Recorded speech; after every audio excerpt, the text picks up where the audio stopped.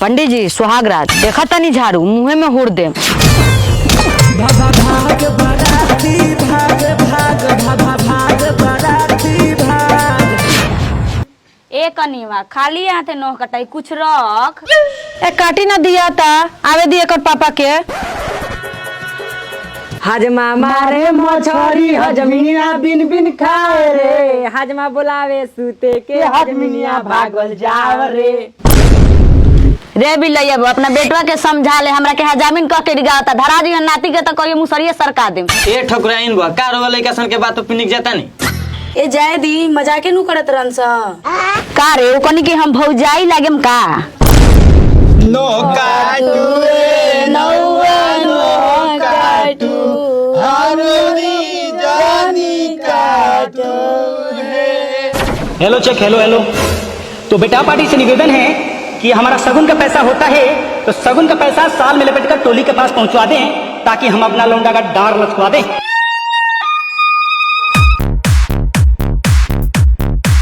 तू का मुरी डोलावा तारा हो तारे मुरी लाना देखे आई बा करिश्मा कपूर लेके बुलावा।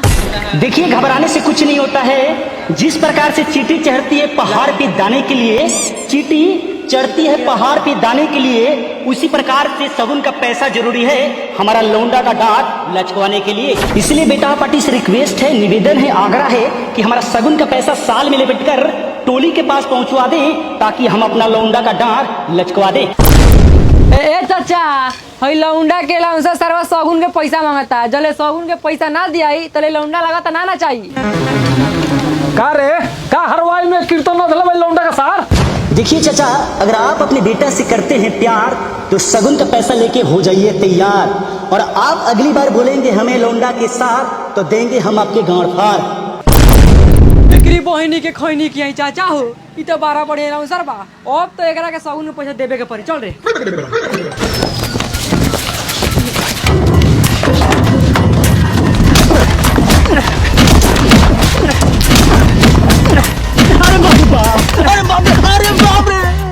देखिए अगर साबुन का पैसा ज्यादा मिले लोगे तो ओकरा खातिर सॉरी।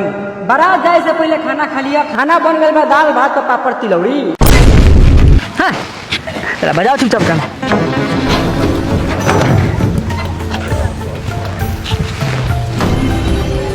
ताकत का बार लोग आके नाचो लोग। बेटा पार्टी के द्वार पर के तो सगुन मिलिए गई, अभी बेटी पार्टी के द्वार पर के बाकी बा। ऑपरेटर गाना बजाओ। ए लाउंसर पहले ढोणी चालीसा बजाई कि हनुमान चालीसा। ढोणी चालीसा बजा के मार झगड़ा करब। बजावा हनुमान चालीसा उतरा दर बजाही के बा। का रे बारात जाए के समय हो गइल बा, अब दुआर पर को कुकुर नहीं आइल के उसे गाँव नहीं कहले।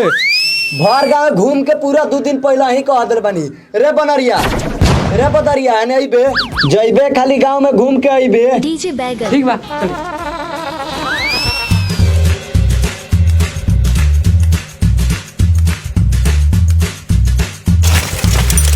का हो पोटिया लाल का कॉल के पानी से जवानी चमकावा तारा इनमें के बारात ना जीबो। बस नहा लेनी, कपड़ा पहन के चलते बानी। अच्छा ये बताओ ऑर्केस्ट्रा बनले बा? ऑर्केस्ट्रा तो ना लेकिन दुआर वाला लौंडा बनले बा। दुआर वाला ना ओकरा दुआर पर देखनी है लौंडा के नाच बनले बा। डीजे बैगन तो लाड़े जहन बारात जोन अपना लगबा तोन कोनियो के लगबा इहे देखे जइबो। ना हो पोटिया लाल नीचे के खाली सेम बा, ऊपर तो फुलल आइटम बम बा। का हो लंडू भाई जल्दी कपड़ा पहना छापरा नु बरा जाए के बा। धोती के डोरी सरक जाता भेज देते अपना माई के बांध दी हन। सरव लड्डू ना हो तो लंडू कहता रे। छोड़ कौन सर जाए चाहे ना जाई चल। ए सार उतरबे की कुछ चाहता रे? हाँ चाहता नहीं 5551 तब पैंट के पहनाव ना तो जो साल लंगटे बियाह कब। ए उर्मिला जी लार हला गोली कोले बरलो। ए गोलो के पापा ना उतरे। सरवा दुल्हा के 5 लेके लटकल बजे से लटकेला बंदर। उर्मिला देवी अगर उ गधा के चोदल होई तो निमना खानी उतर जाई। हम लगावत तनी सीढ़ी सरऊ उतर जा सर ना तो मारे में के झटके बस घूमिए पंजाब से चल अंधर।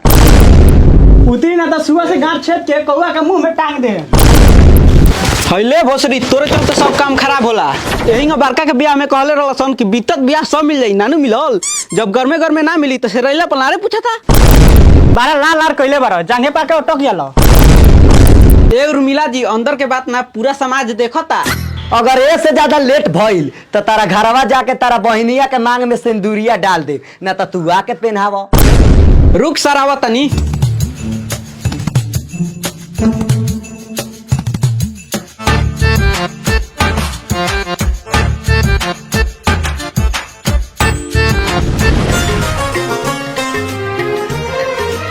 सॉरी भैया, हमको आने में थोड़ा लेट हो गया। थोड़ा पैंटवा खोल के आपसे पहनाइए ना, ताकि कैमरा में रिकॉर्ड कर ले। ये काम बा, निकालत रही ढुकावत रही, ओ बेरा से कहां ले सरत नहीं। ए उर्मिला जी के भतरू काहे पढ़ा लिखा पर पढ़ाता नहीं, पैंटा के साथ कछियो खोल के आपसे पहनाई, तब ने वीडियो कैमरा में रिकॉर्ड हुई। भैया आप बहुत अच्छा आदमी है, कैमरामैन का दर्द समझते हैं। बाप के जूजी समझते हैं। आगे बढ़नु, अगर एकरा बात से एको डिश गबड़ाई तो तारा चूतर के अपना कबूतर में बांध के नचाई। ये तो सर बड़ा दुगला बा। है इधर कैमरा में देखिए।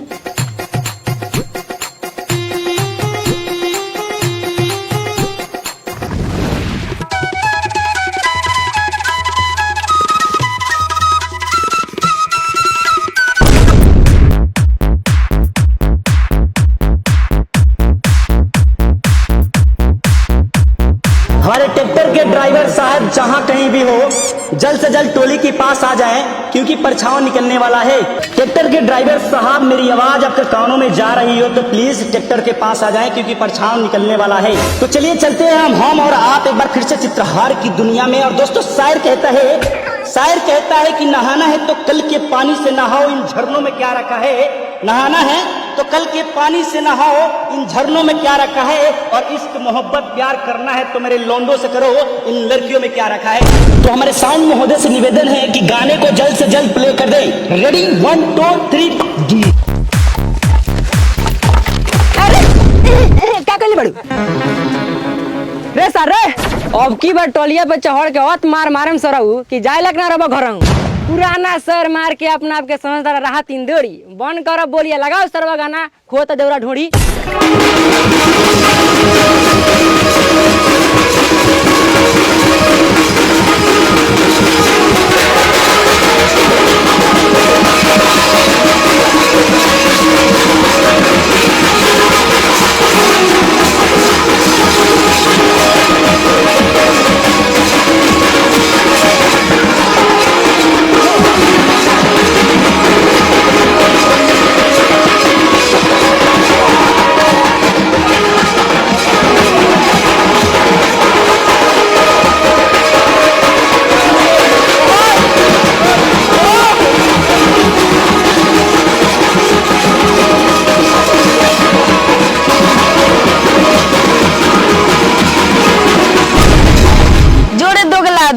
मेकअप के हम डाल लचकावत नहीं अते हजामिन पर पगलाइल बड़े।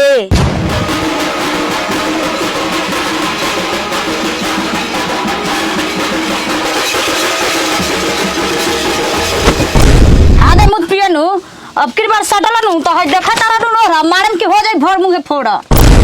एक कैमरामैन जी थोड़ा हमको भी लीजिएगा। हम तो आइले हैं लेने के लिए, दीजिए ना, दबा के हॉर्न बजा देते। हट दोगला, कोनो गाड़ी के हॉर्न थोड़ी है कि दबा देबे। कैमरामैन जी हॉर्न दबा गया। ना भैया, तो खाती घबरा गया। मेहरारू के गोल में कैमरा करता हूं, जस्ट ऑटो चल के कर मार दिलन सरऊ तहर सब सीनों काट दे।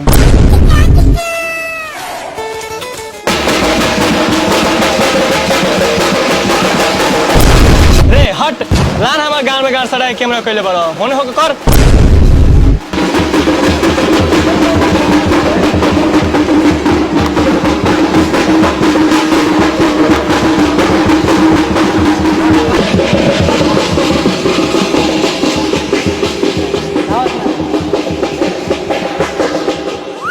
काहे भौजी एंगो जेबू परछावा ना देबू। ए हम जमीन है, जाके ओकरा माई से मांग। हट जाके पीछे बैठ। हम काहे बैठ ते जाके बैठ। हमार शादी होता सर, हम जाके पीछे बैठी।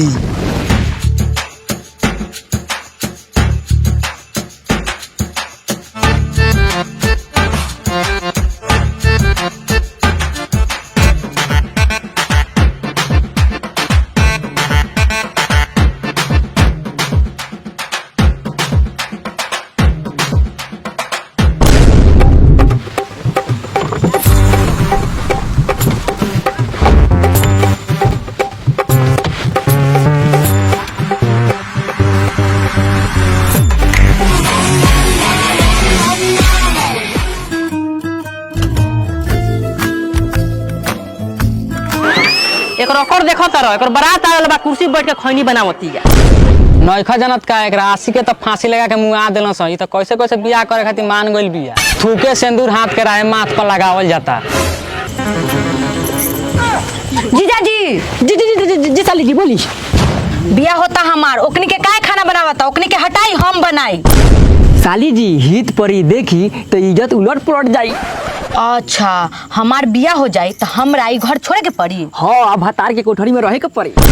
जीजा जी हम रउए से बिया करम आ दीदिया के संगे रहम। जीजा जी का भइल तेरा दीदिया से बियाह कोई नहीं के हमर जियरा झुरा गइल अब तेरा से बियाह कोली कि जिनी गधा से घोपड़ा सो जाओ। ठीक बा हम उहे दोगला से शादी करम लेकिन उ सूती चटाई पे पटाई के हम सुतम पलंग पर टांग चढ़ाई नो सटा सटी जीजू। हटा के सुता चाहे सटा के सुता जल्दी से मांग टिकवा के दुआरी पर से हट बनर। का बोल रहा जीजा कुछ ना आओ तनी काहो बावर्ची खाना में का बनवावा था हमर बपबा बनवावा तो 3-400 मोल मुर्गा का लाशवा नहीं खलो कत बन रो आलू कटवावता हमरा ऊपर गर्मी देखावता रे आए गर्मी हमरा सुन ले हम कोनो प्यार में पागल ना है उ तनी हम मन के खच्चर है। ये साली जी अब का पगलाइल बड़ू अब तो तहर बारात आवता होत बिया भातार घरे जइबू 4 महीना 5 परबू चलो जल्दी बारात आलू रेडी होकर डीजे बैगन। जी हाँ, रात काटी मैंने खेतों में तू आई नहीं। चलिए इस गाने के बाद हम और आप एक बार फिर से चलेंगे चित्रहार की दुनिया में और अगली जो नृत्य गाना आने वाली है उसका नाम है मुस्कान साहिबा जो बंगाल से चलकर हमारे बिहार की धरती पे पधारी है। तो ऑपरेटर महोदय से निवेदन है कि गाने को जल्द से जल्द प्ले करें। रेडी 1 2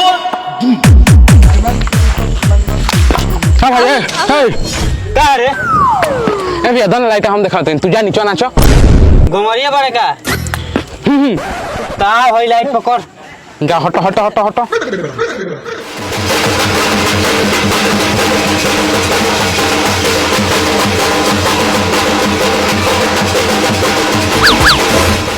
फादर चोदा मेरे गांव में क्यों खोदा लौंडा जी रोरा समुंदर के गहराई ना पता नहीं हो ए लाउंसर जी हाईलाइट वाला मेरा गांव में खोदता। बेटा पार्टी से निवेदन है कि गौड़िया लड़के को समझा दे ये हमारा लौंडा के गांव की गहराई नाप रहा है। कौन हो रे सरवा हम है गुमरिया तनी उतरी तो भैया 1 मिनट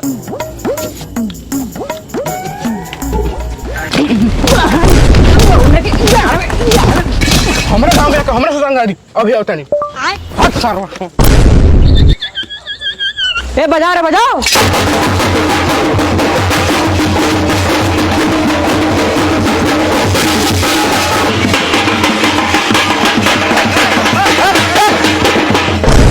कौन सरवा इतना बढ़िया शरीफ लगा के टाली पर से उतार के मरल खरे हम मारे हैं भैया हई सरवा शरीफ बा लौंडा के गाड़ खोद के लौंडा के गाड़ के गहराई ना पता। ये खोदेगा तो तुम रोकेगा जी रोकेगा। अरे बाप रे बाप वही सरवा कौना हाथ से मरलो सर दिमाग झुलवा खाने झूले लगल जावना हाथे पानी छुए नहीं वही हाथे मरनी हो। ए बजाओ रे बजाओ डीजे बैगन। हाँ बजाओ बाकी अश्लील गाना ना बाजे के चाहिए कैसे कि सबकर बेटी बहन खड़ा होकर देखतिया। वाह दुल्हा के सार तो हमरो सार रौरा ये बात हम समर्थन करत नहीं काहे कि अश्लीलता खिलाफ बढ़ने में ताली हो जाओ। बस बस बस ज्यादा मनोबल ना माने हम 18,000 के लौंडा के नाच बांध के लिए आइल बनी तारा कहला से हम चुपचाप नाश्ता पानी करा के सुता दी आ सवेरे उठा के 18,000 रुपया धरा दी वो बिना मिस मस कइले चुप बुरी उ तो रात भर होके बेक करिए। बजाओ रे गाना देवरा ढोड़ी में घुस के डमरू बजावता। बजाओ ऑपरेटर बजाओ हई तोरा गाड़ी में बांस धांस देता नहीं ना भैया हम साटा चला आइल बनी गांव में बांस धसवाई ना। ए तेना बजेबे गाना दे रे माइक हम अपना मुंह से गाएब दे। रोज रतिया के सखी हम के तरपावता देवरा ढोड़ी में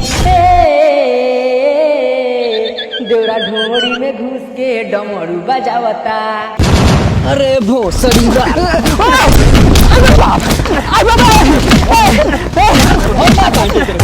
दोस्त देखना सरवा बड़े मार चुप सरवा तो यहाँ हमार बारात बिगाड़े आइल बड़े यहाँ हमार गाना फाना ना बाजी यहाँ से बारात चुपचाप चली। चुपचाप हाँ चुपचाप। दोस्त यो गानवा बजा दे, इज्जत नाक पर चढ़ता। ये हमरा झाट पर चढ़ता, चुपचाप चल। जजमान, दूल्हा गई द्वार पर आवेला बिया, आई हाथ में झाड़ू लेके झूला पर झूला झूलती है। कोई ना अंदर जा, बुलाओ जी ताई। पंडित जी सुहाग रात देखा तनी झाड़ू मुँहे में हुड़ दे, हम कोनो प्यार में पागल ना है। पंडित जी एकरा मुँहे मुँहे ना लागो, जब से एकर आशिक फांसी लगा के मरल बा तब से ही हाफ दिमाग के पागल ही है। आशिक फांसी लगा के? वो कैसे? मकई के खेत में सरकारी नौकरी करे गई रहे।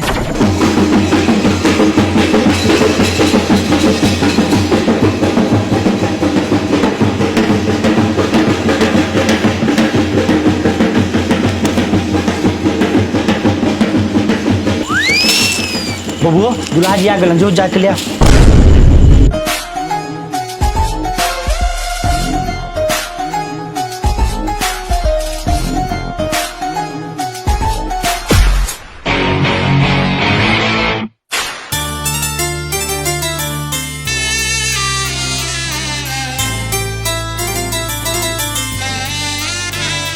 बाबू माल तो मालदार खोजले बड़, करब रात रंगीन, खा के 2 किलो पनीर। गिर गइल दूल्हा गिर गइल। चुप, मकई खेत में सरकारी नौकरी करे वाली हतार गिरल बा, उठाए जाए तो आगर रात तारी। स्वागत पंडित जी। आवत धोती के भीतर कदी पवित्र। पंडित जी हम तोहर उखाड़ लेम टिकबा, हम कोनो प्यार में पागल ना है, चल जब ऊपर बा। खाली ताका तक ऊपर चढ़े जयमालो होई। पंडित जी दूल्हा से तो पहले ही दुल्हन आके झूला झूलतिया, अब कहीं ओकरा के दूल्हा के हाथ खींचो। ए दुल्हन उठा, दूल्हा का हाथ खींचो।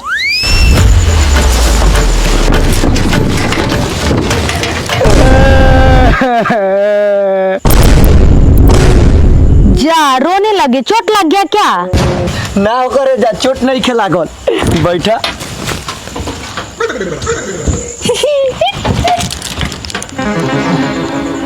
तो देखिए आप लोग बुरा मत मानिएगा, हम इसका लंगोटिया यार है, जहाँ भी जाते हैं साथ में जाते हैं, तो फर्ज भी बनता है कि ब्याह भी साथ में करें, इसीलिए हम सुबलिया बन के आए हैं। सुबलिया? तो टोपी कहाँ पर है? गोपी लिया तो टोपी।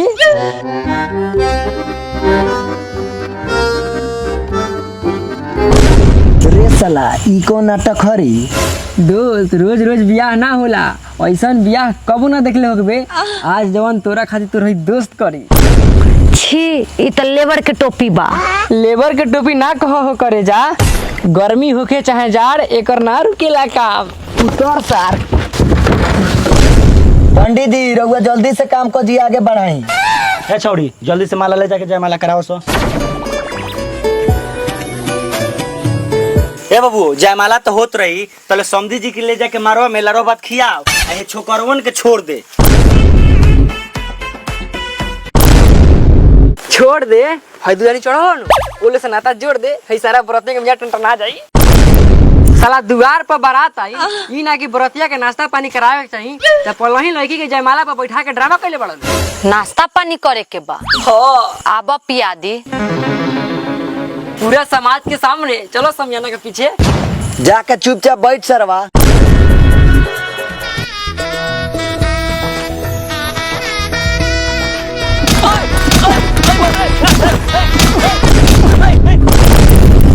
पंडित जी बैठल बैठल हुआ गाँव में गर्मी बेच दलस का? मंत्र पढ़े के चाहिए, लौंडा के नाच नचौले बनी, सही से मंत्र पढ़।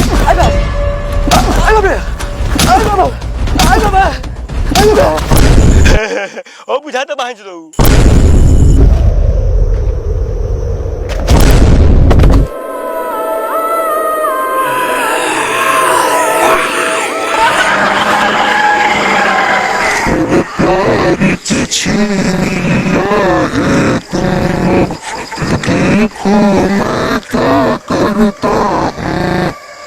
मैं दूर चला गया हूँ लेकिन मैं तुझे से मरता हूँ। मेरा प्यार के छीन लिया है तूने, अब देखो मैं क्या करता हूँ।